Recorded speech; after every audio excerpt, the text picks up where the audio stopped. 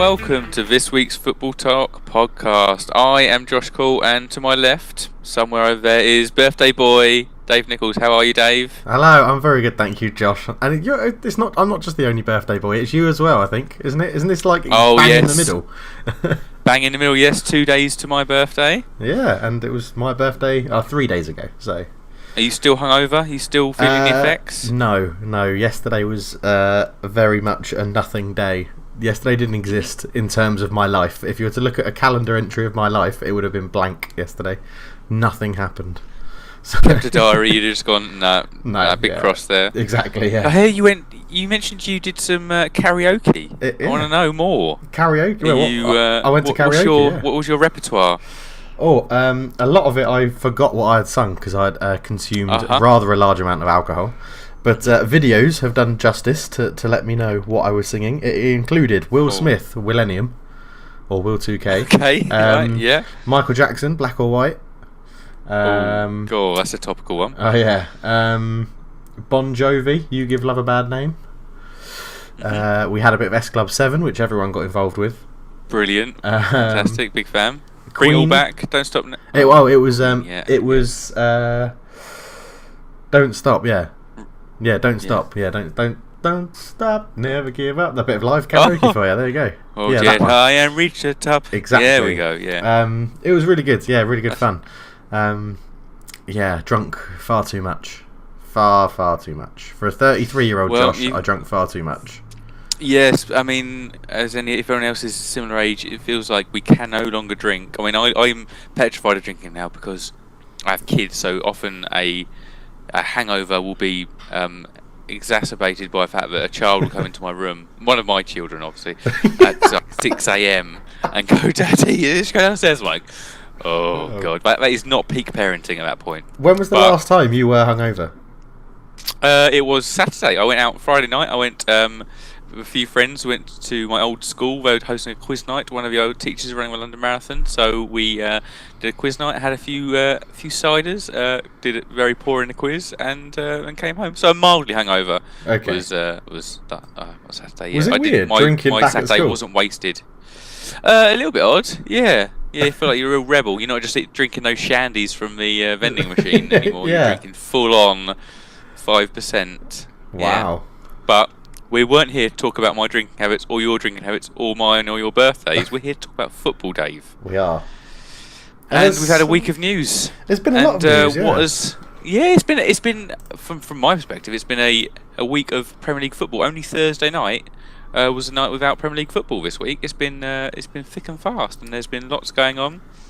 But we had an FA Cup semi-final yesterday. That's what caught my eye. Yeah?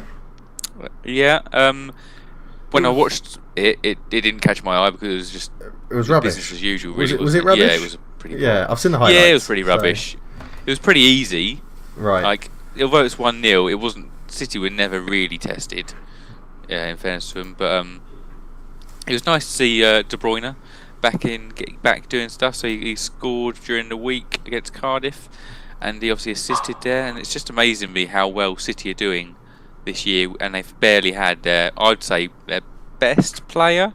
Yeah, I'd say their best player available for the majority of it, which is a testament to the ludicrousness of their squad. I was like talking about their squad. It's also a case that this was Benjamin Mendy's second game of the season, an FA Cup semi-final. Absolutely ridiculous that they haven't had a left back, like an out and out left back, for the whole season. Mm-hmm. They've been playing essentially. Absolutely. I mean, Zinchenko or Delph, isn't it, that plays there? So. Yeah, neither of which are orthodox left backs. They're both really kind of centre mids. And then that's what gets me, because then you look at the title race, you look at Liverpool's side, and when they line up against Southampton, it's like, well, that's the same old faces again. Yeah. It does take a lot of luck in a title run, and they have been missed a few players have missed a few games, but they've had none of their top players have missed the amount of games that Cities have missed, because Mendy is a real difference maker at left back, and De Bruyne is obviously De Bruyne. So they're in the final, and we'll touch on later on of our poll around City and their success this season. How well will they do, and how many more trophies may they win? But one of the finalists are identified. It's just today. Then we have our other semi-final. And so we'll see next week who will be competing in the FA Cup final. And do you reckon Watford or Wolves? Who do you reckon will get there to meet Man City? I speak for the whole of the football community. I think we all want Wolves to be there because Watford. Troy Deeney. Oh, Watford. Yeah, Troy Deeney, which also comes in later on to our irrational hatred of clubs. A question posed by a listener. I think I think most people are thinking Wolves, but which we'll touch on in a bit of our midweek Premier League review. But Wolves are a bit of they're a blow hot and cold. But I wouldn't. It would be surprising if Watford win, but not kind of a big shock because it's reasonably even. They're both having good seasons, so I'll be kind of hoping Watford Wolves do it because I think I make a better spectacle. And Watford's record against City, if they were to get through, is abysmal. So it'd be a write-off. That's the thing. It's like the history with Wolves against Man City in recent times. You think that would be a better game in the final? Yes. So absolutely. But okay. Yeah. All right. Well, anything catch your eye, Dave? You know that I love to delve in the MLS. So yes. I actually got round to watching some highlights of an MLS game, and I so happened to pick the first game where Wayne Rooney got sent off. And that was textbook Wayne Rooney as well. It was horrible. He's getting niggled. Then he goes and rash and just kind of goes for an ankle breaker. His club 3-0 down. Everyone playing shit, like you say. He's getting lots of niggly little kicks on him, and then it was a horrible tackle. It was disgusting. Yeah. How it even had to go to review, like I'm not sure. Yeah. How did the ref only give a yellow card and then it got reviewed on VAR? I have no idea, but VAR got the decision right, so yeah, I did get it right. Yeah, Rooney rolling back the years, showing he's still got it, and it's cost them top spot as well in the whatever conference DC United's in. Yeah, so. It's, he did get a lovely goal the game before, though, didn't he? Although I'm pretty sure it was a cross. Yeah, it was 100% across. 100%. Yeah. Yeah, 100% across. But it was a good finish. It was a nice goal. What else? Moises Keane. Obviously, we try and avoid the whole racism chat on here because obviously we're both not racist. So there's always one side we're going to take to a story like that. But he's scoring goals. I don't think we had anything new to a discussion. But yeah, exactly. He's had a hell of a kind of couple of weeks, hasn't he? And yesterday was a bit of a nothing day in the Premier League, so I kind of kept an eye on the games around Europe. Yeah. And because we had some real title deciders, we had we'll touch on them a bit later. Bayern, Dortmund. Ouch. Barca, Atletico, and then Juve versus Milan, and it was a good match actually. Piatek scoring his 21st goal of the season. He's been a revelation in Serie A. It's 21 goals, is it? He's got Piatek. Yeah, 21 goals, yeah. and the assist was by Chelsea's forgotten man Bakayoko, who had a real torrid time. That was weird. Chelsea. That was so. When they bought him and then loaned him, was it 6 months later he went on loan, or was it a year? Yeah, he was signed. Yeah. That was just so weird. So weird. But yeah, it was all sort of kicking off around Europe because Madrid, they weren't having a title challenging game because they're out of the title race, but they went 1-0 down at home to Eibar and got bailed out by Benzema, who was captain for the day, which again was a bizarre decision. He's had a good old goal scoring season actually, his best for a few years, which is good to see because he was always I mean we kind of criticised him a bit on the pod here, but he's been a bit lacking in goals. He's kind of been the bit of the has the Emil Heskey about him. People go, he does so much more for the team, but he's been a very good goal scorer over the years. But obviously, you can get completely overshadowed when Ronaldo's on your side, and you don't have to do as much scoring. You can do more of other elements to it, and Real Madrid get but to tie off the Juve bit was Moise Keane. He obviously racist abuse during the week. Bonucci comments. He's scored. He's now got 5 goals in 5 games for home country. Yeah, and I noticed in the celebrations that Bonucci was one of the first players over to Keane, real kind of shouting. And I read he's retracted his comments since, probably because he got abused by everybody who understood the topic, or even he doesn't even understand the topic. Going 50-50. What are you on about? You absolute idiot. Yeah. But yeah. Great work from Keane, and that means if Napoli lose versus Genoa on Sunday today, Juve will be crowned winners for an 8th straight season. That is a title race and a half, isn't it? Yeah, it's just I find that quite annoying. I hope that never happens in England, where someone just wins it Yeah. every year consistently. I mean, it's just. You're a United fan, yeah. That's how we felt about you. Yeah, I know, but that's fine. When my club's winging it, it's fine. Oh right, Yeah, okay. yeah, You just hope it doesn't. It's not City. Yeah, is exactly. basically what I you're hope it's not City or Liverpool. Well, it won't be Liverpool, but yeah. No. So, Okay. but you obviously wanted to chat about the Bayern, the old ouch Dear. to Dortmund, who are Yeah. So Spursing it up. Dortmund- Can I say that? Can I use that as a phrase? No, you can't say that. No, you can't say that. They're bottling it. Let's just put it that way. Well, yeah, they were 2 points ahead of Bayern going into this title-deciding match. And bear in mind, at the start of December, they were 9 points clear at the top. So that had been eroded away by 7 points in that time. And then it was a very tight game yesterday. They were 4-0 down at half-time. Bayern winning 4-0. I mean, well done. Second half, there was only one more goal, so the second half was close. But blimey, that is just. And so Bayern now 1 point ahead with 6 games remaining, and this is a similar case to Serie A. Bayern are chasing their 7th consecutive Bundesliga title, and it just feels like it's getting a little bit too much for them. I can't. Now, isn't it? I can't believe Dortmund have thrown that lead away, because they were also playing with such swagger. Yeah, but it could have been so much more. Berkey had a good match, saved a fair few. I mean, they just gave it away. It was just weak defending from corners. I mean, the second goal was given away by, I think it was Zagadou, and it was just so poor. And yeah, now it's just the momentum's with Bayern, isn't it? And yeah, that's the Dortmund thing. will find it real tough to get back into this. Yeah, definitely. And I wanted Sancho to win the title. I'm not a big fan of Bayern Munich as a team, still there. But yeah, I wanted Dortmund to win it again. Like, I think the last one they won was under Klopp, wasn't it? Yes. So yeah, but yeah, and that was the last time the title race in Bundesliga was this close. I think they were ahead of Leverkusen at the time, and Dortmund went to win it. So it's actually there is a title race going on in the Bundesliga, but it seems like it might be going to a similar way. And a similar thing can be said about La Liga. So you touched on Real Madrid. Obviously not in a title race, but they scraped a win. But obviously Barca were, and they won yesterday, beating Atletico 2-0 to go 11 points clear with 7 games remaining. So if they were to win this, which it seems like they will do, that'll be their 4th title in 5 years, or their 8th title in 11 years. So it's pretty similar to Germany and Italy, really, isn't it? Yeah, it's all a bit disappointing with how it is how easy Barcelona are going to probably win it this year, but that also does reflect on how bad Real Madrid have been, because it won't be every season at Real Madrid. From it at all. Yeah, they won't have a season like this every season, Real Madrid. So it's going to be an interesting thing to see. But what they happens. haven't really consistently challenged for.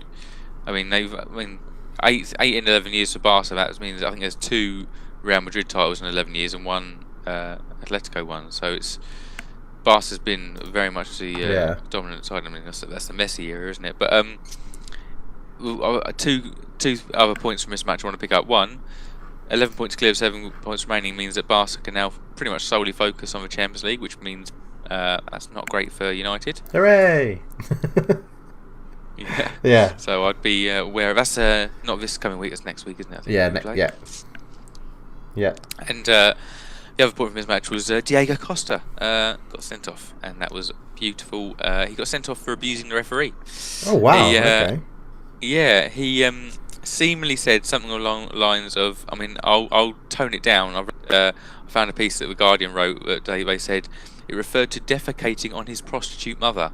So you can kind of piece together those bits, and and that's La Liga showed its true colours there when he got sent off. All the players crowded the referee after he'd given them red. They were literally in his face. He was pushing them away. He had to dole out another yellow card to get about an inch of space. But it's just awful. Just get away from the referee. Stop trying to intimidate him. Yeah. Okay. I didn't know that's what he said. But yeah, jeez. Yeah. Just a note. That's kind of a on Barcelona. Where you like you say, 11 points clear at the top of the league. Have you seen the difference in goal difference? I have not. Barcelona have a plus 50 goal difference. Atletico Madrid are second in the league, have the second best goal difference on plus 24. So Barcelona have a 26 plus goal difference above Atletico Madrid. So, yeah, they've won. It's pretty much an extra goal a game. They're 31 games in. Yeah, bloody hell. But yeah, incredible. So. Yeah. My other news this week, or just kind of, there's obviously some midweek matches. Spurs played in their new stadium, which was magnificent. Yeah. I don't know if you've seen any of the clips of it or any of the yeah, I've seen some of the pictures, and highlights, yeah. I mean, I'm not sure it's possible. So obviously Spurs open stadium had to have we obviously had to have an opening ceremony, which I'm not sure it's. Is there such thing as an uncringeworthy opening ceremony? It was going all right. There was we had a female singer from a local area, very attractive female singer, very good singer. There's a guy with her who's did some rapping, and that was okay. It was all right. Then suddenly, out of the tunnel bursts kind of Go Compare Man doing some opera singing. I didn't know he was. He was strolling about like he owned a joint, like everybody knew he was. And if you haven't seen it, I would search out Danny Rose's reaction, because he walks through, because obviously the players line up, don't they, facing the crowd. He walks through, the referee's split, and he's then behind the players, and Danny Rose is just kind of turned around, perplexed, hands on his hips, staring at him, thinking, what on earth is going on? And so, that is pretty much what we're all thinking. But there's some fireworks were released from the top of the stadium, lovely. And the game went pretty well as well, actually. We were the dominant side. Palace offered nothing going forward, really had no outball, which is poor to say when you've got Zaha and Batshuayi on your side. There should be an outball at least, but Zaha got very frustrated overall, started getting a bit leery. But a decent win by Spurs, and I think Harry Kane was pretty gutted not to be first man on the. You've just seen Danny Rose. I've just seen the Danny Rose thing. Yeah, it's absolutely incredible. Yeah. I mean, as you can tell by Danny Rose's media interactions, he's not one to hide his feelings, and he's just kind of like, what is going on here? Yeah, that is funny. Yeah, but it's disappointing that Harry Kane will be disappointed he wasn't the first one to score. Yeah, you can see, because first goal he was happy because we scored, but then second goal it could have been a penalty, but then Eriksen turned it in. You can see Harry was like, can it be a penalty, please? I want a goal at the new stadium. But he's got plenty more chances. I'm sure he'll score a goal at the new stadium. If he doesn't, Josh, that'll be the oddest transformation for a striker ever. Yeah, to go from scoring as many goals as he has. Yeah, lots of news articles about a hoodoo. Probably some West Ham fans have laid a shirt under the stadium, under the pitch or something. Yeah, he'll be. It'll be an odd occurrence. But we also had some other midweek games, Dave, didn't we? Yeah, we did. That's all I'm saying. Oh, is that it? All right. Because I know where you're going with it. So, yeah. I'll cover this then. I'll cover this. Yeah, I've got this. Don't worry. We had Wolves played Manchester United, and it all seemed to be going quite well for you, didn't it? Yeah. Well, yeah. Yes, okay. no. I'm still not. Right? Yeah. It was just. I don't like playing Wolves. They have our number. They're just better than us, and that's really hard to say. It's just so frustrating. It's well done, Scott McTominay, scoring a good low strike for his first lovely goal. Lovely little, rolling on the underside of the boot, and then lovely finish. I'm starting to like McTominay a bit more now. I thought he was just a bit of a token youth player that Mourinho threw in, but he actually seems to be turning out some good performances recently. Yeah, I'll wait. I'll wait to see if it's gonna. I don't think he's a. Well, I was going to say I don't think he should be playing for a title-challenging team, but that's not us at the moment, so I guess he can play for a Z, yeah. And then it just all went to shit, really. I mean, Diego Jota's in very good form at the moment. He's playing very well. Lovely pass from Raul Jimenez to put him through. Ashley Young getting sent off pretty much both times. I would argue what he's done is stupid, but Paul Pogba hasn't helped him out by losing possession. Both times, the second one especially. For his second one, and I don't know how Ashley Young has any complaints about that. Could have been a straight red. He just rakes it down with back of his legs. And then an OG from Chris Smalling. So, I mean, I would like to say on this OG. Right, Spurs obviously lost to Liverpool last weekend, and there was a calamitous bit of defending between Lloris and Alderweireld, but which gets a lot of stick because of this scale of match. But in another one of the Premier League matches, equally calamitous thing happens between Smalling and De Gea, and there's absolutely nothing made of it, and it was equally atrocious. And, the highlight of that beast was Phil Jones's face, obviously. He gurned his way to into history again with another. That will be on his face. that will be on the thumbnail for the video. That gurn, don't worry. Yes, I've already found a good picture for it. So, I mean, So I've got, it could have been very different because Rio Patricio did make a good couple of saves. Lukaku's close range header before McTominay scored. He did really well to stop Lingard. I think he ran through the middle, got onto the end of a good pass and made a really good save. And you put one of those chances in 2-0 up. I think it's slightly different. But if my auntie had bollocks, she'll be my uncle. So.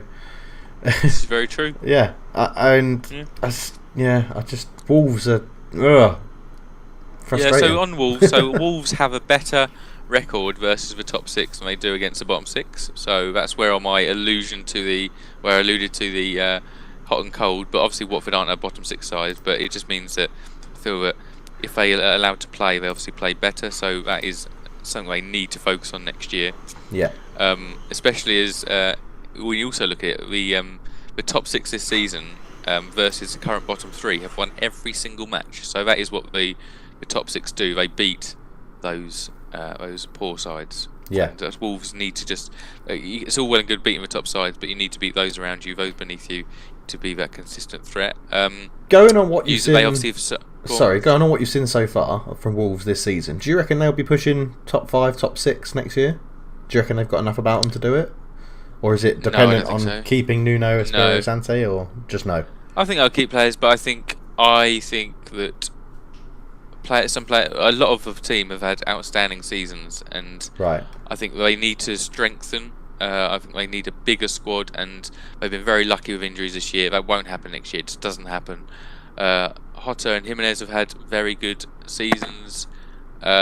When they haven't always had them in their previous seasons, so I think it's gone very well for them. And obviously Jimenez is now signed permanently. You never know, he might be an Adebayor character, and now that he's got back to a permanent deal, he tails off. But I think it'll be a lot to ask of them to keep going, because obviously once you enter a second season, it seems like a season for teams to react. Like Leicester won the title and no one really changed the way they played against them now, but all sides have played against them. They've learned. I think the top six will be much more prepared for them this time round. Yeah, okay. So I think the pressure will be on second season.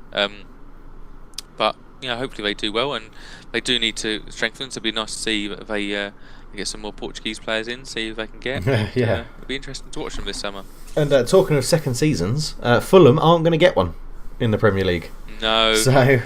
No, they are, and I was reading a little article around how they're set up for the next year in the Championship, because all of their loan players immediately return to their parent clubs. A lot of clauses in contracts to reduce wages. There's no clauses of relegation clauses for like release clauses for transfer fees, okay. But that doesn't stop. They're obviously in a worse position, a bargaining position, where the player can still force a move because I want to play for a club, but in the top flight. But yeah, it was kind of impotent really in the end. Scott Parker, he's not. He doesn't. Right man, wrong time. Wrong man, wrong time. I'm not sure he's ever going to have a career. That's what I think. Wrong man, wrong time. I don't think he's a manager. He strikes me like maybe under 21 manager. Yeah. So assistant under 21 manager type. Yeah, I agree. So, but yeah, I mean, I haven't seen who gets cherry picked from there. Maybe Ryan Sessegnon comes back into the league. Maybe someone takes a stab on Mitrovic if they like a fat lumbering centre forward. Oi, steady on. He's a goal scorer. United can sign him. They can put the heaviest front line with Mitrovic and Lukaku.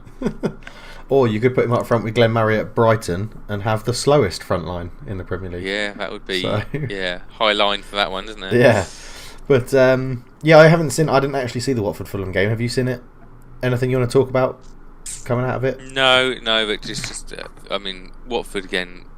That's a result I kind of expected, but it's Watford again showing that they've got more about them this season. Like previous years, it might not have been 4-1. They've just on a good run of form, which makes them all more wary for Wolves this weekend, I think. Yeah, very true. Just for finishing off the other couple of games then, so we had City beating Cardiff, foregone conclusion. Foden gets his first Premier League start, which is quite nice to see. It was a bit of Chelsea and City did play a bit of youth this week, so Chelsea played Hudson-Odoi, Ruben Loftus-Cheek, both was a goal and assist apiece. Obviously Foden started.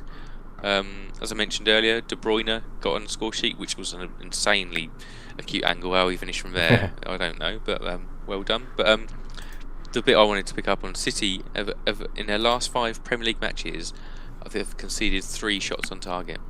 Wow, that is ridiculous. What has Ederson been up to? Earning a very good wage, not doing much. Yeah, his salary per shot, per save, is pretty through the roof here. Yeah. Yeah, bloody hell. Okay, so I've just started. I know it was released a while ago, but Kate and I have just got Amazon Prime, so we've just started watching All or Nothing, Man City.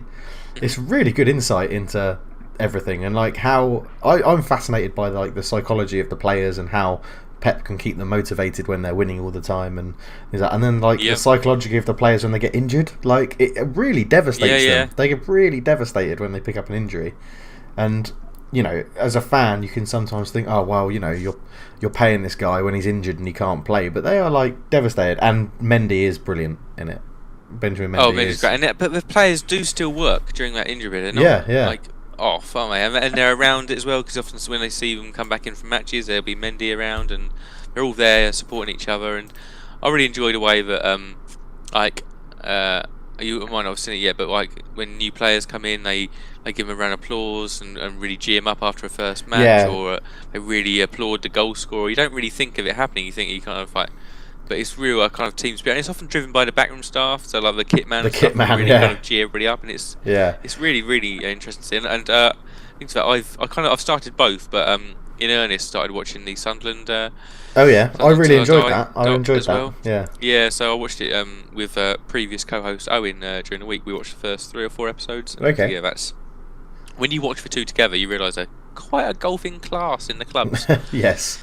Yeah. In just in the divisions, you think, oh right, yeah, if it's a few. They were a Premier League side a few years back, but it's a golf in the class between the 2 clubs. It's crazy. Yeah, because I was surprised. Just one last thing about the Man City documentary. I'm surprised with how hands-on the chairman is. Like how much he's at the training ground meeting people, whether it's just if the cameras are there or not. But he's like really involved, chatting to Pep, chatting to the backroom staff, chatting to the players, like coming down, congratulating the players. And I was like, oh, it's quite nice to see that. I can't imagine like the Glaziers doing it at Old Trafford, even though they might do. Oh God, no. But they might do it, but I just couldn't imagine them doing it. Like, can you imagine Daniel Levy popping down and saying, "Oh, well done" to, you know? No, I can't. I think it happens very infrequently, and it's a lovely insight. So if you guys listen, haven't delved into that, and there's obviously other ones as well. There's All or Nothing one. There's lots of other sports teams around the world. Lots of American sports teams have been involved, so it might be interesting to have an insight there, so we can get a kind of how it looks across the different sporting arenas. Very true.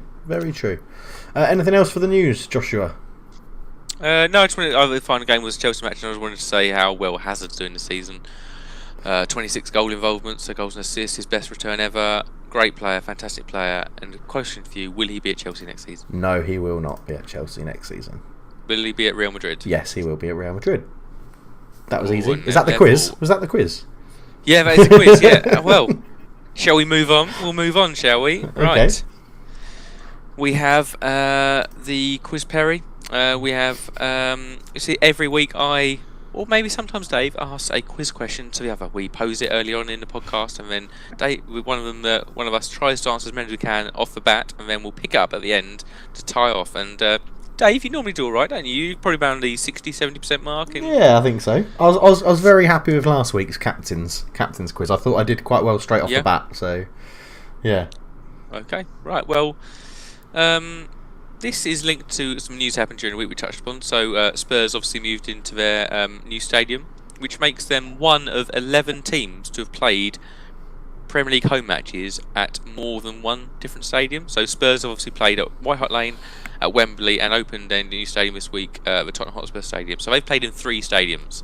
So Spurs are one of 11. Can you name the other 10 Premier League clubs to have played home games at 2 different stadiums? Like current Premier League clubs or ever?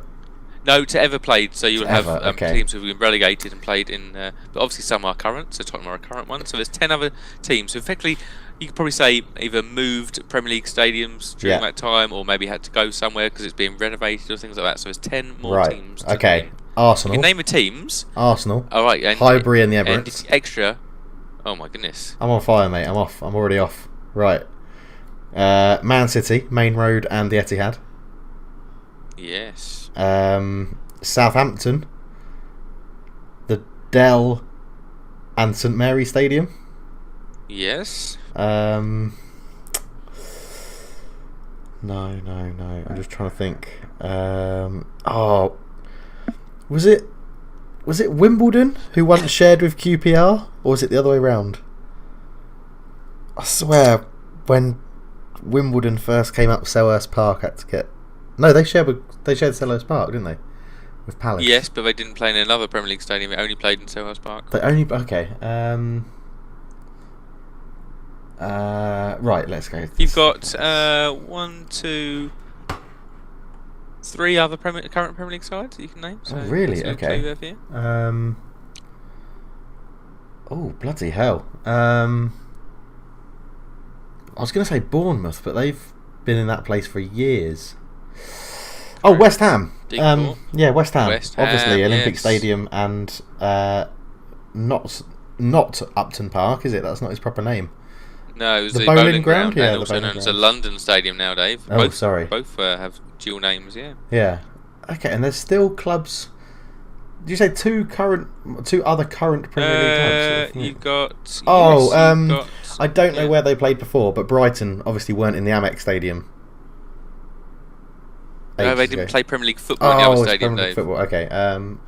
Oh, bloody hell! I think I'm gonna struggle. All right, for the rest we'll of leave this. it there. So you've got 1, 2, 3, 4, 5, 6 remaining, and 2 of those are current Premier League clubs, right? So six remaining. Was it 10 or 11? Yes. I needed to get 11. You had named 10, and I gave you. Well, it was 11 in total. I gave you Spurs, which left 10, Right. and you've currently named West Ham, Southampton, Man City, and Arsenal, giving you 6 remaining. Okay, 6 remaining, and 2 of which are current Premier League clubs. Okay, this is a tough one, Yes. Josh. This is decent. Yeah, this is testing. Yeah, my- I think there will be some. I don't foresee you getting all of them here because there's some difficult ones. But I found it interesting to see because it's linked to current events. So I thought I'd pose you the question. Okay. But we'll move on from there, and we'll look at the Premier League matches that have happened in this week's game week. So we had 4 Premier League matches to look at. We start on Friday night, the Ricky Lambert derby. Yeah. I had my pick of players here. Yeah, This you was, really did. I was going to say, yeah, you had a proper pick of players that you could proper pick of players. There you go, there's a tongue twister for you. Pick up a player. Yes. It was it started so well, didn't it, for Southampton? Like you said, it started so well for United against Wolves. It started so well for Southampton. Shane Long getting a goal after. Now, when I was watching the highlights on Match of the Day, they said it was a Robertson mistake. I don't quite agree with that because there was a flick on at the front post that put it over Robertson's head. It's difficult to. He probably could have been a little bit. I don't know. Yeah. I can see it's a harsh level of criticism being aimed at him, I think. Yeah, definitely. I mean, and then I think it was 1-0 at the time when Shane Long really should have just connected with the football across the front of the goal. Yeah. And I don't know how he didn't. No, and you felt it was just a matter of time, really. But if you went to me before a match, Keita, Henderson, and Long would score, I'd be like, wow, that is going to be a hell turn of events because they're not all regular goal scorers. But another assist for a fullback. That is the point of main creativity in the Liverpool side, isn't it? Because they have a workman-like centre midfield, a very flamboyant front three, but then their fullbacks really are very good crosses the ball, very good players, and it came up trumps again. Yeah, exactly. And I mean, Naby Keita is an interesting one because Liverpool have tried so hard to buy him, and then made it. I think they arranged a deal and then paid the money in January to confirm it would go through or something, didn't they? And it was all ahead of time, and they could have brought it forward and I've seen. Do you think he'll be there next season? This time I've seen. I think he'll be there. I think he's just his betting in season. But okay. The bit I've seen a lot of Liverpool fans give Man United fans grief for how average Fred has been. But I'm like, whoa. Yeah. Similar amounts of money, similar levels of performance. I think Keita's got a higher ceiling, but that means he probably should have done better during the season if he's a better player, and he hasn't done. He's been pretty poor, pretty average, but I think he'll shine next season. And And don't know what's going to happen with Liverpool next season, centre mid-wise, because I think Milner's contract's up. So whether he'll be, I've obviously hypothesised if Leeds get promoted, he might go there. But yeah, hopefully he can be a bit of a better, more consistent player from next year. Yeah. Okay. Yeah. Very true. So we'll have to see what happens. It's Liverpool are still they're not winning games convincingly for me at the moment. They're faltering. They didn't deserve to win for me, for my money on against Spurs. They had a very good. Well, they had a good to very good first 40 minutes versus Spurs, and then we came back into the second half, end of the first half, and the second half we played really well. Probably should have put the game to bed. We've all seen Sissoko's chance. We've seen Danny Rose's missed cross and Dele Alli's shot, and then obviously they score by a very pathetic own goal at the end. But it's been similar. They scraped a little bit past Fulham. They scraped past Spurs. They're picking up results. That's the thing, though, Josh, isn't it? That's the thing. Absolutely, it is. It's better than playing well and not winning, but it's fine margins at the moment. So it's making for a nervy title challenge. I doubt Liverpool fans are probably feeling the bum twitch a lot during these matches. But it's like you've said before, though, it's points on the board, isn't it? If they're doing everything they can, whether it's playing well or not, and winning the games and getting the points on the board, there's literally nothing else they can do. If Man City win all their games, they'll win the league. But if Liverpool win all their games and Man City win all their games, you can't turn around as a Liverpool fan and be like, "Oh, it's we deserved it." Well, you did because you played so well, but Man City also won all of their games. So it's a tough thing. I don't know. I just don't want either of them to win it. Why did Tottenham have to go and fuck it up? No. No. So yeah, I think Liverpool fans will be quite happy at the moment. They're a game ahead of of City, because it does put them back on top of the table, even though they're less points per game. So it makes you think, oh right, we're ahead, but I think that's quite a good position to be in, to have the points and the games ahead. When's the next? This is going to test you, because I could look at it, but I'm too lazy. When's the next time Liverpool and Man City both play at the same kickoff time? I'm not sure they will do. Is it the last game of the season? They play. Yeah, because I mean it's going to be TV heavy, isn't it? It's going to be, you want to see both games. So Champions League. Next and Sunday they play. Next Sunday City play before them away at Palace, and then Liverpool play at the 4:30 at home to Chelsea. Oh, okay. That'd be quite a big Sunday. Yeah. Sky Sports will make a big deal out of that Sunday. Yeah. Yeah, they've got both matches on that. Ooh. So that's title decider Sunday. Yeah. Okay. Yeah, so it's it's an interesting run-in. It's and Liverpool, looking at it, Liverpool got a few. So they got a few Friday matches. They got another Friday match coming on Friday the 26th. So they do get those games ahead, which is quite fortuitous. Much like the amount of offside goals they're getting. Yes, that's helpful for them. I didn't want to bring that up, Josh, but now you have. They would not be as close to a title race if they didn't have the number of offside goals they've been given this year. Now that's obviously very bitter because I'm a Man United fan, but they've been very fortuitous this season, very fortuitous. And you need that, in the title running, you need luck with injuries, tick. You need luck with goals, tick. Obviously, the focus has been on the goals they've scored, which are offside, but I doubt anyone's done the equal opposite analysis of goals they've conceded, which have been offside. It may kind of balance it out, may not.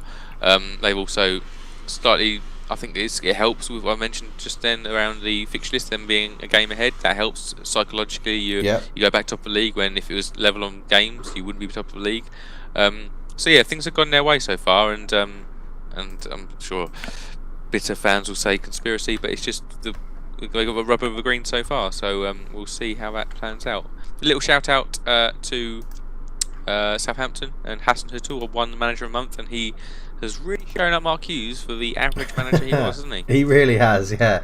I think Mark Hughes is quite well known that Mark Hughes wasn't well, he probably isn't a fan of the pod. That's the wrong way to phrase it. The podcast isn't a fan of Mark Hughes as a manager. Yes, yeah. I think that's quite obvious. And this, like you say, I just love it when a new manager can come in and prove that, it was the previous manager's fault why this was all terrible.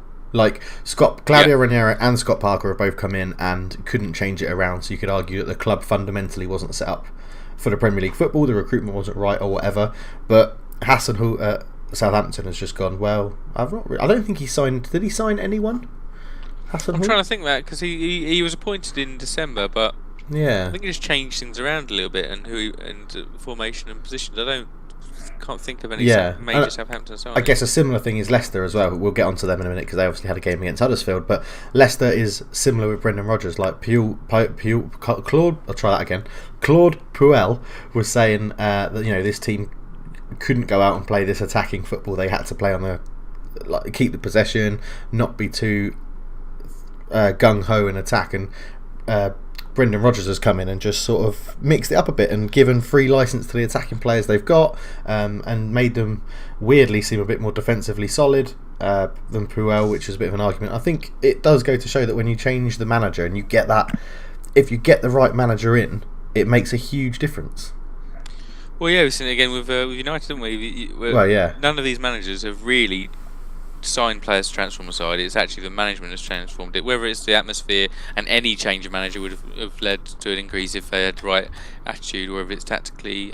But yeah, a few managerial changes have led to a real stark change in form based on the managerial nous, which has been interesting to see. Yeah, it's always good. Yeah, I love it. I love it to see things like that. But anyway, let's not get too bogged down on who's changing who. Moving on. Right, we'll move on to the Eddie Howe derby. Yes. Shall we? And the massive game where everyone realised Asmir Begovic is no longer a Premier League goalkeeper. Oh, I was going to mention this as well. Errors galore. Yes. And I literally written down Begovic errors. What are your thoughts on him? He's not a Premier League goalkeeper. That's it. If I was Bournemouth chairman or Eddie Howe or whoever, or if they've got a director of football that does transfers, after that game, I would have got on my notepad would have been new goalkeeper, priority 1. Like transfers, you can't have Begovic is poor. Boric isn't really any better. I don't know who their young goalkeepers are. Boric is just eccentric. He's too unreliable. So go out and I don't know if Stoke City don't come up, go and take a punt on Jack Bulland or someone. He's not going to be worse than those two. The exact name on my lips. That was. There you go. It's like one mind, Josh. It's like one mind. This podcast. Absolutely. So, but yeah, I think you're right. The actual game itself, completely error strewn. It was ridiculous. Well, I mean, Burnley absolutely bullied them, and this for me is an indictment of Eddie Howe. Eddie Howe, they turn in good attacking performances, but defensively, it's just. I mean, Barnes and Wood bullied Ake and Mepham the whole game, and again Dwight McNeil had another cracking game at left wing. I think Nathaniel Klein got subbed at half time because he was getting torn apart, and. But so time and time again, and I think you feel it. You feel it's that kind of English Arsene Wenger feel to it. That Arsenal, you feel like you could bully Arsene Wenger's Arsenal, and they were a bit defensively weak at the tail end of his Arsenal career. And I feel the same again for Eddie Howe's Bournemouth. They play nice football, Arsenal tick. They defensively frail, tick, and they're you feel like you can get at them. You feel like you put a few heavy challenges in, or you get a big strong centre forward, you're going to win that match. And it's just time and time again, and I'm feeling like I have a tick against my name here for calling a surprise package of Bournemouth. They had a great opening 8 games, was it? But without that, they would be staring relegation in the face right now. They have been so poor for the majority of the season. You have had a good call with that one. I'll give you that. You've had a good call with the surprise package for negative reasons sort of thing, and it's interesting to hear you say that like. Ashley Barnes and Chris Wood bullied the 2 centre-backs of Bournemouth, because I've always rated Nathan Ake, but I've always thought he should be a full-back because he's susceptible to bullying. That physical, he does not look like a physical presence, does he? So, that was a very, like you say, a great case in point in this game for what it was, and it's always going to be difficult when your goalkeeper does the errors he did, and absolutely. The cross, the one for the cross. When I saw it first the time in Match of the Day, I assumed someone must have pulled him down or got in his way or stopped him jumping, but he just incredibly misjudged it. Like, awful misjudgment. Hand-eye coordination was awful. So, but yeah, I mean, is that Burnley safe? Do you reckon that's enough for them to be out of the trouble? I don't. I mean, I'm struggling to see beyond Cardiff, really. Okay. Yeah. So I think everybody's safe, but you never know. Cardiff have got a really tough run in. I think Burnley Cardiff is the next match, actually. Is it? Okay, yeah. So that's their last hope, you'd probably argue, of trying to... Well, they've got Burnley, they've got Brighton, so those 2 matches they need to pick up something. Oh, yeah. And if they win those 2, wow, that is... Then I'll eat my words, and they're very much back amongst it. But yeah, they need to win those 2 to be in a chance. Okay. Well, I mentioned them before, so we might as well go on to Leicester Huddersfield next. Or Huddersfield-Leicester. Yeah, Huddersfield are at home. The Ben Hamer derby. Oh, God. Talking about terrible goalkeepers, I was watching this game and I was... Yeah, he's not a Premier League goalkeeper. I know. And I was thinking about Asmir Begovic, and then I questioned myself, because I thought of, is Ben Hamer the worst starting goalkeeper in the Premier League? And I think, he's yes. not... Yeah. But I think, is it Lost or they play as well, who again is not good. But either or, they're shit. Yes, okay, good. Glad we all agree. Yeah. So. Yeah, I found this one quite funny because I remember mentioning last week that sometimes once a team gets relegated, they relax. They feel freed from the shackles of impending doom and they start to play well. Not Huddersfield. Not so much Huddersfield. Yeah. It was 1-1 for a fair amount of time, but then...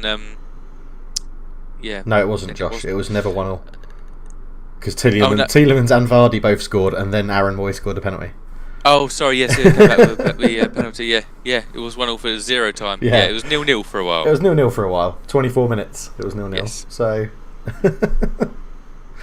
I mean, it's good for Huddersfield standards. Yes, very true. It is very good for Huddersfield standards. But Yuri Tielemans hitting a great shot again. I'm just going to go through some highlights I got from the game. Wasn't it? But, it was a good hit. Yeah. I still think Ben Hamer should have done more. I don't know what he was doing, but James Maddison continues to impress. Won't be far off an England call-up, I think, for James Maddison. Yeah, I think so. He'll get in there and great free kick techniques. Looks good from set pieces in general. Yeah, probably won't get into the Nations League squad because I think that's the next international squad to be announced. But yeah, starting next year, you can probably expect a few qualifying call-ups. And Jamie Vardy scoring 6 goals. I think is it 6 goals under Brendan Rodgers already, which is sounds about right. Quite frankly, Jamie ridiculous. Having a party, isn't he? He is back to having a party. So that was the Huddersfield game. I think I'm not sure how Huddersfield are feeling about next season, but I'm pretty sure Leicester fans are looking forward to next season because if they can hopefully sign Tielemans, they've got Harvey Barnes, Damari Gray in the wings. If they can kind of under Brendan Rodgers improve their end product, they've got some really good wingers there, wide men there. Madison, he's showing, he's not the finished product yet, but again, all 3 of those are. If Brendan Rodgers can push them on and coach them and get some consistency out of them, I think they'll be very good. And there's a lot to look forward to. It's just maybe not next season, but the year after, they probably have to make some plans for life without Vardy, and that that takes a lot because he gets a lot of goals from him, and it's not easy to replace goals, is it? Yeah, exactly. So, but it's hard for Leicester to say, like they're going to be feeling positive for next season because they won the league pretty recently. It's what's positive for Leicester. Obviously, we're not Leicester fans, so we would say battling in the top 5-6 places on the verge of Europe, sort of where they are now, just closer points wise. But in that group of the next best is where they should see themselves. Yeah. Yeah. Okay. All right then. So on to the is it the final game of the weekend? Because there's some more today. There's one more game today, but Newcastle Palace. Yes. Is there a derby? Did Andros Townsend play for Newcastle? Derby, say again. Andros Townsend, did he play for Newcastle? Andros Townsend, yeah, I went for Shola Amiobi. Oh, the Shola Amiobi derby. Okay. Yeah. You could also have Darren Ambrose as well, I think. But Shola Amiobi, a little cameo for Palace. So it might have caught you by surprise there. A little 4-game league cameo for Palace, which not many people remember. No, I didn't remember it. After playing a lot for it, obviously he was. We would know him as a kind of Newcastle fans. Is he a legend? I imagine he is. He played 300 times of a league for you, so I imagine he would go down as a legend. Palace got a bit lucky, didn't they? They did.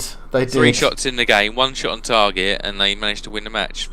Another day in the life of a Newcastle fan. Imagine, incredibly frustrating. I couldn't believe it. Yeah, I just didn't watching the game. It was or the highlights. Sorry, it's like how have Newcastle lost this game? Good guy Rondon missing a few good chances. Missed a few. He had a goal disallowed for offside, didn't he? And I love good guy Rondon because any other player in that situation would have absolutely berated the linesman. Rondon just did the thing. He pointed at himself as like, "What? I was offside?"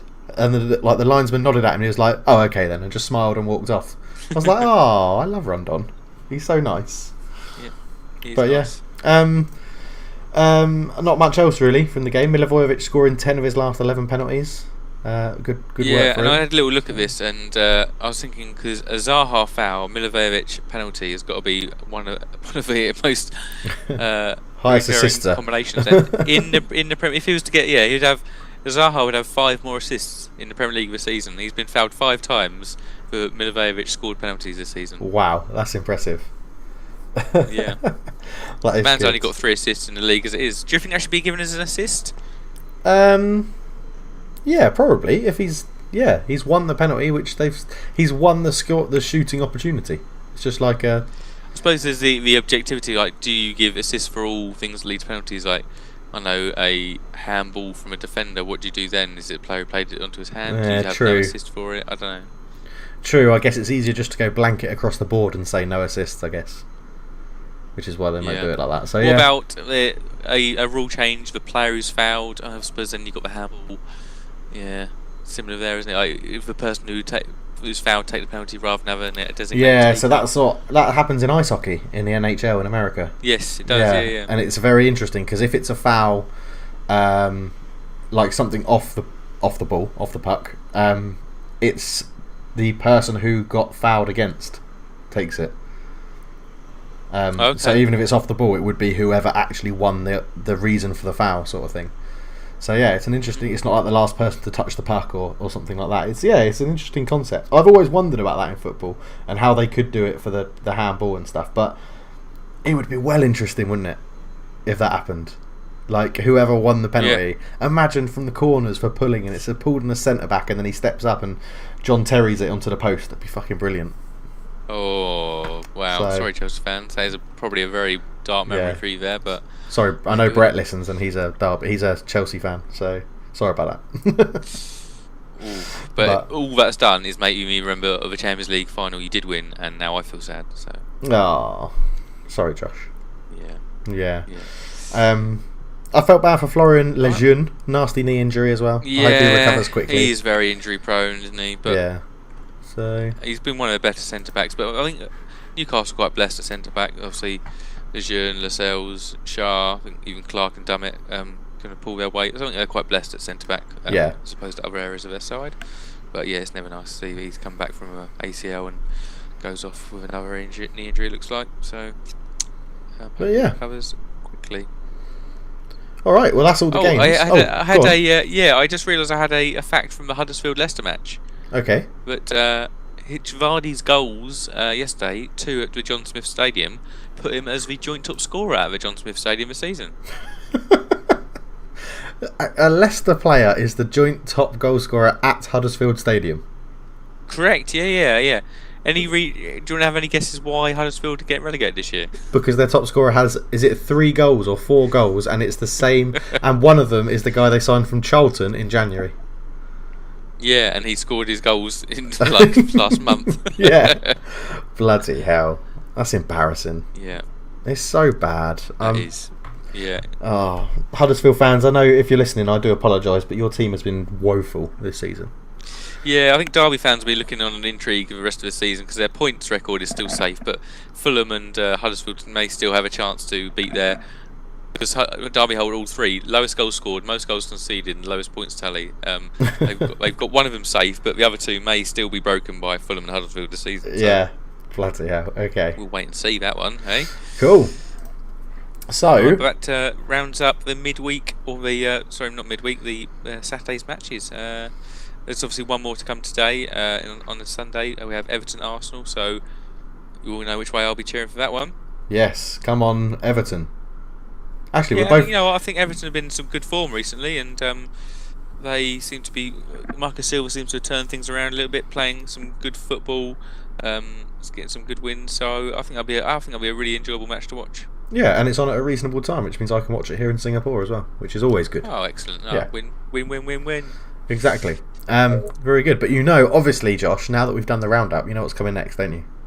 I do. Sing it, Dave. I got a wiki file. Here comes a wiki file. I got a wiki file for you. Hey! Right, Josh has sent me a wiki file, which I'm just opening up now. So, we have an Argentinian. Well, potentially, because he started. What gave that away? He started his youth career at Argentinos Juniors from birth, according to Wikipedia, because it was. They knew he was going to be a talent. Yeah, from the year dot to 1998, he was at Argentinos Juniors. Then went to the big Boca Juniors, big club in Argentina, obviously. Played 2 appearances. Your favourite? Scored 1 goal. Yes, one of my favourite teams. My favourite team in Argentina. I mean, if you don't have a favourite team in Argentina, what are you playing at? Then got a move from there to Milan and played 1 game without scoring. He then went back on loan to Argentina for San Lorenzo, scoring 3 goals in 19 appearances. Then a loan move to Spain for Alaves for 6 goals in 33. Then a loan move to Atletico Madrid, 0 goals in 27. Then a loan move to Villarreal, 1 goal in 32. So he obviously liked Spain. Loved it so much that and Spain liked him because Deportivo La Coruña then purchased him for 105 appearances, and they bought him off Milan technically. 2004 2008 for 4 years, 105 appearances, 5 goals. Newcastle United 200. Oh, I know who it is. It's that amount of appearances that's given it away. For Newcastle 2008 2016. 6 goals in 248 appearances, and then went back to San Lorenzo where he's still playing. I didn't know that. That's interesting. In 2016, is it the shaggy-haired centre-back Colaccini? Fabrizio Colaccini, it is. Excellent. Yeah. I mean, he's Boca Juniors. He started on fire, didn't he? 1 goal in 2 games, and Milan were like, "We'll have you. We'll have you." Yeah, but goal every game, please. Yeah, I mean, I did not realise he had that sort of career. That loans to Spain, I did not realise he did that. I'm imagining he goes Milan side and go. He's struggling to acclimatise, can't speak Italian, so he's going to go to Spain. To obviously he can speak Spanish and hope him bedding in Europe. And then Milan were like, "You're done." Yeah, come back. So, Milan were like that. Yeah, no, we're fine. But yeah, I also thought he scored more goals for Newcastle than 6. But 6 league goals. Maybe he was great in the cups. Yeah, potentially. Yeah. So, any memories? No, he wasn't. Memories of Colaccini? My memory was that he started off pretty poor in that first season, but then after they got relegated to a championship, I think he really found it helped him acclimatise to English football. So that was his first season with Premier League, second season was Championship, and then his remaining 6 seasons I think with Premier League, and he was a lot better player after that, and ended up being was a very good player from overall. And he was club captain for a while, wasn't he? As well. Yeah, I remember him from football. All right, showing your club captain knowledge. That was last week's quiz, mate.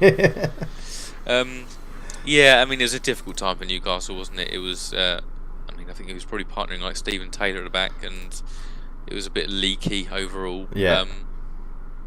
But he was a decent player, good on the ball, a bit of quite a good leader.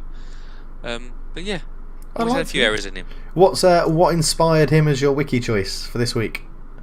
I was looking at Premier League stats from the Premier League website, and I was looking at most goal line clearances and looking down that list.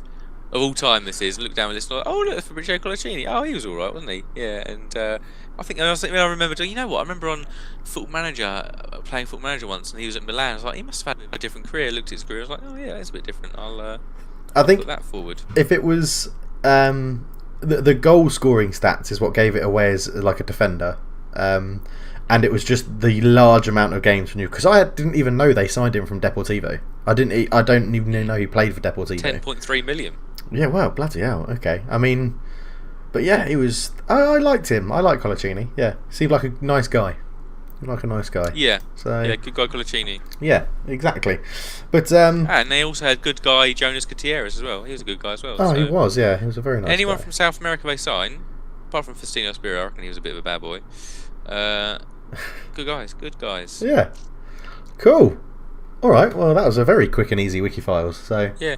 Oh, he had 39 caps for Argentina, but Argentina and defenders in recent history. I mean, anyone can get a game, so it doesn't really say much. Well, yeah, Marcos Rojo's still in that squad, so. Oh my goodness. Yeah. So yeah, enough about that. I think enough said about that. Enough of that. We'll move on to our poll we sent out, and we also had a question from a listener. So, do you see the poll, Dave? You seen what I did. put out after Man City's win yesterday? They obviously have already got one trophy. Tick. They've got the League Cup, the Carabao Cup, in their back pocket. They are almost top of the Premier League. If they had played another game and won it, they'd be top of the Premier League, and they're in the FA Cup final. And then midweek we'll see Spurs versus Man City in the Champions League quarter-final. So they're going in 4 competitions, but how many will they win? 1, 2, 3, or 4? And what did you vote for, Dave? I voted for 3. 3. And you, with the majority of people, we had 53% voted for 3 competitions to win. And some people think that 24% of people think they're just going to win the League Cup. They've already got it. They think they're not going to win the Premier League. They're not going to win the FA Cup, and they're going to get, well, maybe not knocked out to Tottenham in the Champions League, maybe in the semi-final or final. But yeah, I think that's going to be their only win of the season. Remaining 18% think they're going to win 2, so we don't know what they think there. But I mean, only 5% think they're going to win the quadruple, which obviously is a massive ask. So you expect that to be the lowest, but I still hold. I've got some hopes for them. What did you win a quadruple? What did you say? I went for 3. Yeah. I went for 3. I mean, I think 2, I'd say, is very likely at this point, being in the FA Cup final and facing, all credit to Wolves or Watford, a lesser side. But it obviously, it's just, there's a lot going on, isn't there? It's a big, stressful, mentally fatiguing period, isn't it? I think they'll do the domestic treble. I think Champions League will be one step too far. Okay. I think that'll be. I actually think Tottenham might win over 2 legs.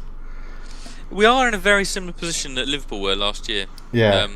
Liverpool, this was their only hope, really, of any silverware at this point in the season. Last year, they were just going for top 4. City were kind of leading the title race, so we're in a similar position. But I just think it's come at a time where we've been in a bad run of form. Liverpool were still kind of had blue hot and cold, really hot and a little bit cold. We're just kind of just blowing lukewarm, really. Yeah, that's very true. But yeah, I think the Champions League will be the one they miss out on. I think they should win the FA Cup against Wolves or Watford, and obviously they've already won the League Cup. And I think Liverpool will falter at some point, or Man City will win all their games. It all comes down to Man City, Man United, I think. And on current form, they should batter us, and I think that will give them the league. But I mean, I likened Jimenez to Adebayor earlier, but maybe Ole Gunnar Solskjaer's a managerial Adebayor, and now he's got his contract, he's going to just absolutely shaft it. Yeah, I doubt that. I hope it's not. I've gone from I doubt it to I hope not to. Yeah, let's not talk about it anymore. Oh, it's definite. yeah. But okay, and you said we had a question, a listener's question. Yes, we had a question. Yes, so this was from Brett, and it was around irrational hatred for clubs. So he said, I don't hate any teams in football, not even the Tottenham Warm Spuds, but I do have an irrational dislike of Spanish club Celta Vigo because of a Championship Manager 0-1 save I did with Malaga. Do you have an irrational dislike for any teams, and what sparked it? So Dave, do you have any irrational hatred for any sides? Dynamo Kiev. Oh, straight off the bat. You're a big Shakhtar man. Yeah, because I'm a Shakhtar follower. I wouldn't say a fan or a supporter, obviously, but I'm a follower, and they, similar to what Brett said, they royally screwed me over in FM 13 or 14 when I was doing a Shakhtar save. Right, I was going for the Champions League and the league title, and I was first, they were second, and we played them, and within 5 minutes of kickoff they had injured my goalkeeper and my star striker and ruled them out of the league run-in and the Champions League final. and I've never forgiven them. And this was all on a virtual game, and I've never forgiven Dynamo Kiev for that point. And yeah, it's rubbish. I'd hate them. See, I have a fond memory of Dynamo Kiev from their Shevchenko Rebrov days. I actually quite.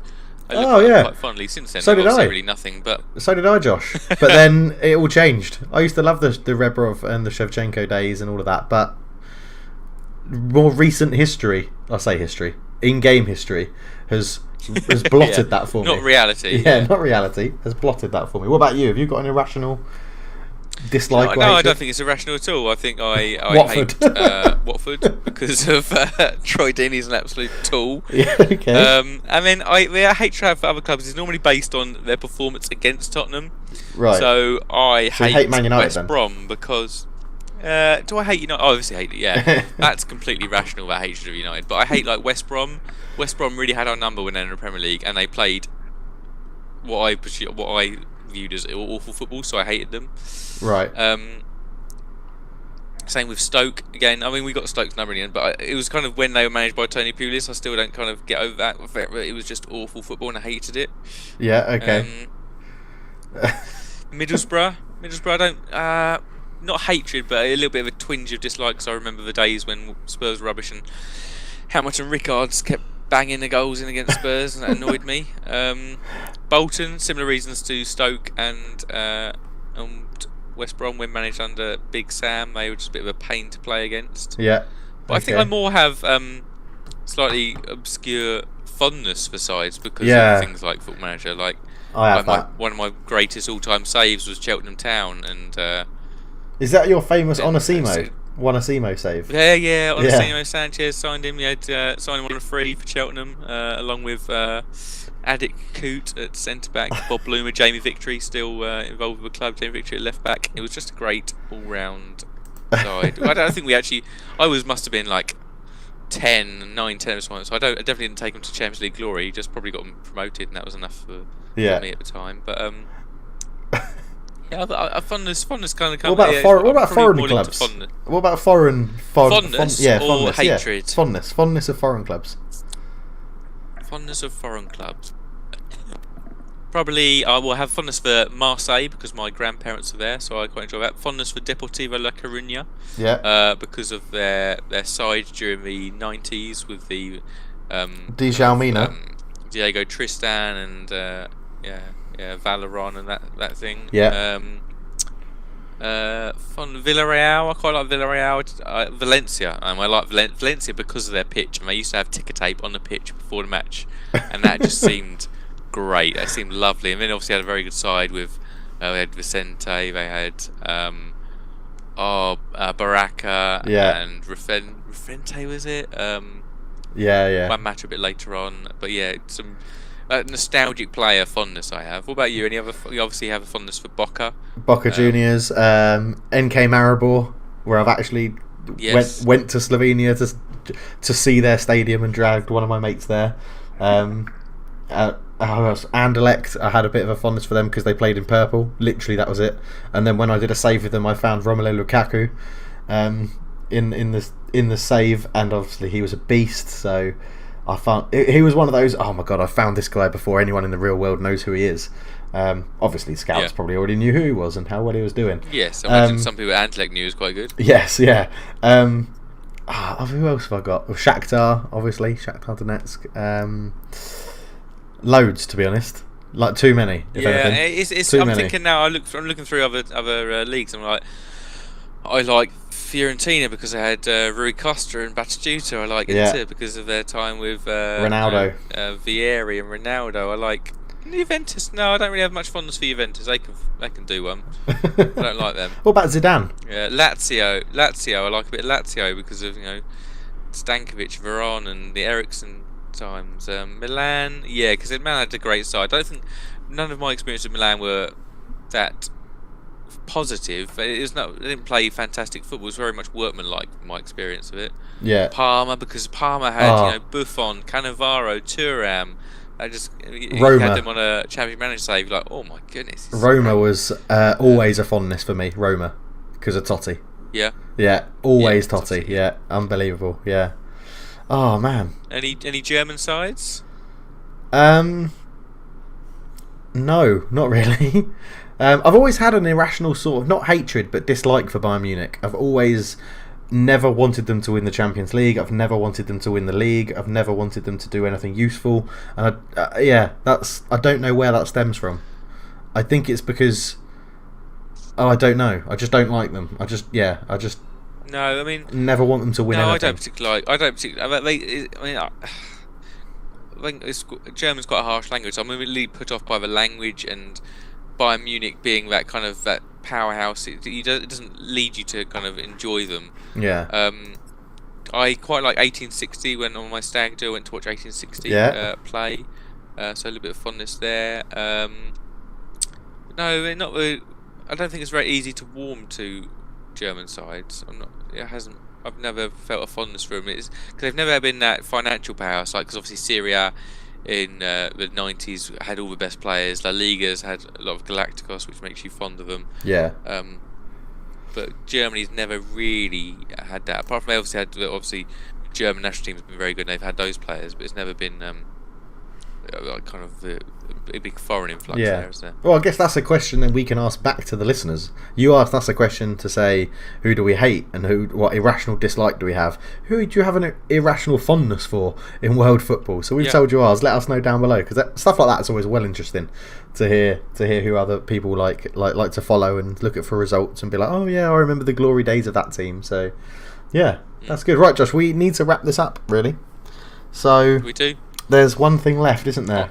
And yes, I posed you this quiz question early on. So to recap, 11 clubs have played in the Premier League, but at more than one home stadium. So Tottenham are an example of that. They have played Premier League matches at home at White Hart Lane, at Wembley, and at the Tottenham Hotspur Stadium.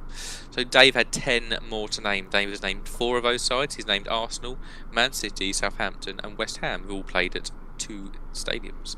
That leaves him 6 remaining clubs who have played at 1 or more stadiums in the Premier League at home. Dave, how have you fared? Not very well. I have 2 names written down, and both of them have a question mark next to them. So I have no definitive answers for you. But what I've gone for is Sunderland, because I think they started at Roker Park. Correct. Yes. Sunderland is a right answer. And then the next one is purely because I know they've got a more modern stadium and it's actually caused them a lot of financial difficulties, but I don't know if this stadium existed when they were in the Premier League. And I've gone with Coventry because it was Highfield then Rioch Arena, okay, it's too modern. That's me done then. I'm going to fail. Okay, well I'll name you the original stadium and see if you can name me the new stadium in the side, okay? Okay, alright. So if I said to you Filbert Street. Oh, King Power Stadium, Leicester City. Or the Walker Stadium, City, yes. as it was when they first played in it. Yes. Yeah, okay. If I said to you, this is a difficult one, Ayr Park. Oh, I know this. Middlesbrough? Yes, Middlesbrough. The Riverside Stadium, Middlesbrough. Yeah. If I said to you, Burnden Park. Oh my god. Burnden Park. No, not going to get that. No. Their second stadium was the Reebok Stadium. Bolton, yes. Baseball ground. Oh, that's Derby and Pride Park. Correct. Do you know what? Just while we're on Pride Park, I've had a works event, 2-day event in Pride Park. It's a lovely stadium. Yeah, I have a little bit of fondness for Derby County actually. Yeah. Okay. Why? Benito Carboni, Branko Strupar. Okay. Yeah. Good name. Paolo One Chop. There. Yeah. Yes. Good man to have at barbecue. Yeah. The last one, they played at Loftus Road while their old stadium was being reworked. It's a Mark Lawrenson joke. That's what I'm doing. I'm quoting Mark Lawrenson. Oh, right. Which is nothing you should ever do. Oh, yeah. This team played at Selhurst Park. The final side. So this final side is they played at Loftus Road while their stadium was being renovated. Oh, I think I said Selhurst Park. Was it Wimbledon? Crystal Palace? No, this is Fulham. Craven Cottage was having some work done, and so they played at Loftus Road. Oh, okay. Well, there you go. So that's going to bring my average score down for the quizzes. I got 50%. Yes. That's crap. Oh, Yeah, he's crap, Dave. But in a lot of exams, that's enough to pass. So well done. Excellent, cheers, thank you. Hardest quiz, is that the hardest quiz? No, I think you did one harder that I really struggled on before. It was sort of a rhetorical question to myself, like, is it the hardest quiz? Oh right. I'm not actually asking it. There. Yeah. It's got you struggled a lot more with the starting 11s of the Barca. Oh yeah, Man United. Side, yeah, I really. And that was your wheelhouse, so I really feel that was embarrassing for you. Yeah, that was predicted grade A star, actual grade E. yeah. The drop off there was magnificent. Yeah. Well, I think it's your outro, Josh. You're hosting this one. So. Yes, it is my outro. So thank you, listener, for joining us through this week's podcast. We'll obviously have a lot more to talk about next week with the FA Cup final would have been decided, and we'll have some Champions League roundup. But so during this week, you can find us. You can listen to us on Spotify. You can find us on Twitter at Football Talk. But remember, there's no A in football. There's no A in football. But you can also find us on our original home on YouTube. And also on SoundCloud. But thank you for listening this week, and we'll catch you next week.